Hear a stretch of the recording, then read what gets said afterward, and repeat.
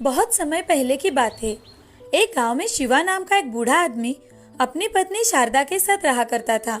शिवा के बेटे और माधव बहू श्यामा की एक हादसे में मौत हो जाने के कारण उनके बच्चे राजू और श्रावणी शिवा के पास ही रहा करते थे।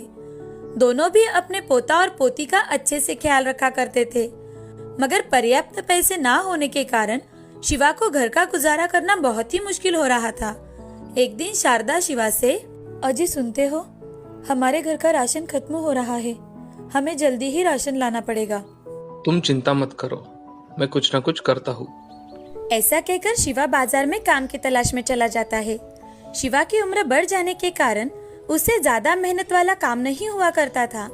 शिवा काम की तलाश में इधर उधर बाजार में घूम रहा था। तभी शिवा को एक जगह मजदूरी का काम मिल जाता है। शिवा दिन भर मजदूरी का काम करता है और घर लौटते वक्त उसकी दिन भर की कमाई सिर्फ 200 रुपए ही मिलने के कारण वो बहुत ही ज्यादा उदास हो जाता है। शिवा शारदा से, शारदा, ये पैसे लो और इन पैसों से थोड़ा सा राशन लेकर आओ। इतने से रुपए में हमारा गुजारा कैसे होगा? अगर ऐसा ही चलता रहा तो हमारे पोता और पोती का क्या होगा? वही चिंता मुझे भी खाए जा रही है। तुम आज के लिए राशन तो लेकर आओ, बाद में देखते हैं। जी। ऐसा कहकर शारदा बाजार जाती है और राशन खरीद कर लाती है और खाना पकाने लगती है। तभी शिवा की पोती शिवा से, दादाजी, आप ऐसे थके हुए क्यों लग रहे हो? आपकी तबीयत तो ठीक है ना?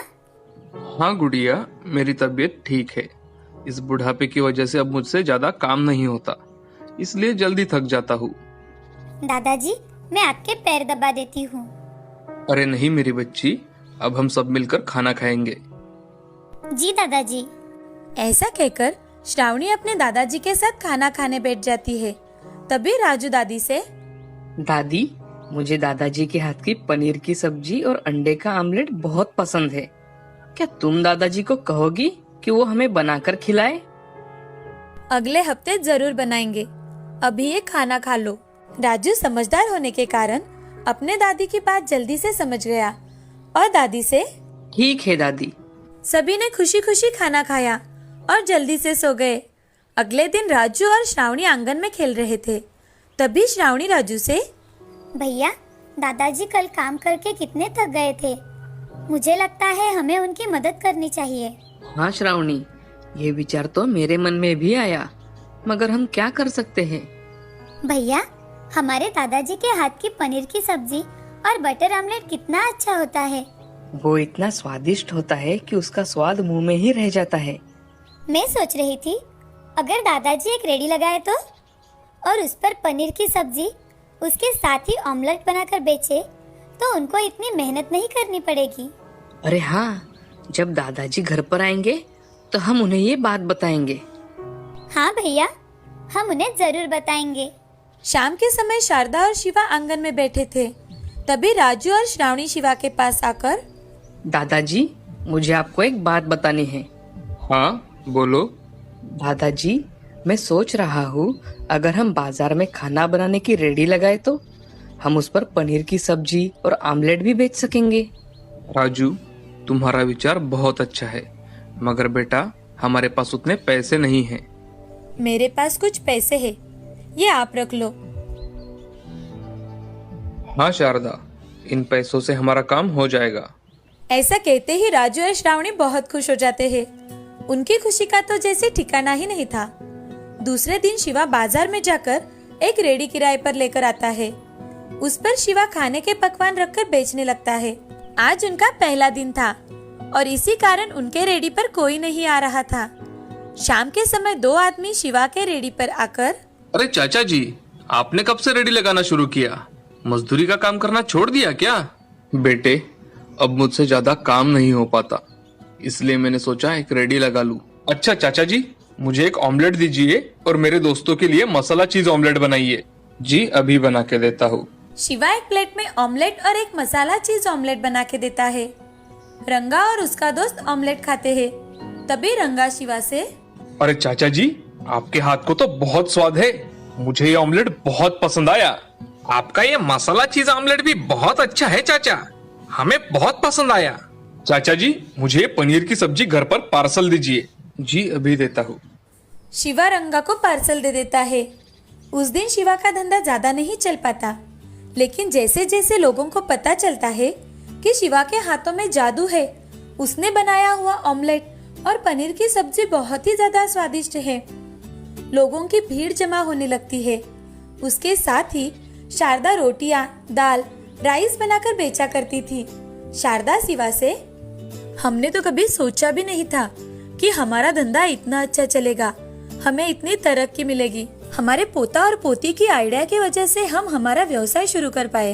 हाँ शारदा, हमारे पोता पोती बहुत ही होशियार है। जी, ऐसा कहकर शिवा अपना काम करने लगता है। तभी राजू वहाँ आ जाता है।